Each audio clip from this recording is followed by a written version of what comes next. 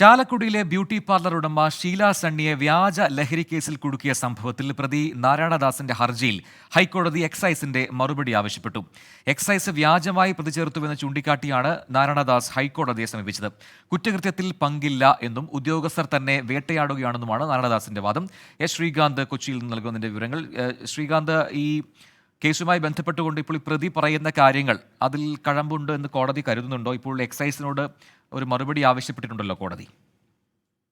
അതൊരു സാങ്കേതിക നടപടിക്രമം മാത്രമാണ്. കാരണം ഒരു ഹർജി ഹൈക്കോടതിയുടെ മുന്നിൽ വന്നാൽ എതിർകക്ഷികളെ കേൾക്കുക എന്നുള്ളത് ഹൈക്കോടതിയുടെ നടപടികളുടെ ഭാഗമാണ്.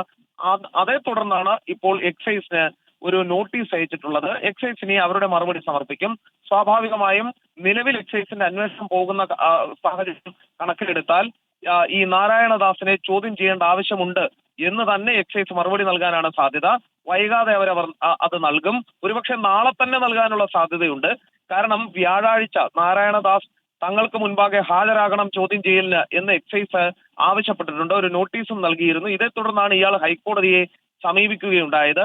എക്സൈസ് തന്നെ ഉപദ്രവിക്കുന്നു, തന്നെ ശല്യപ്പെടുത്തുന്നു എന്നുള്ളതാണ് ഈ നാരായണദാസിന്റെ ആക്ഷേപം.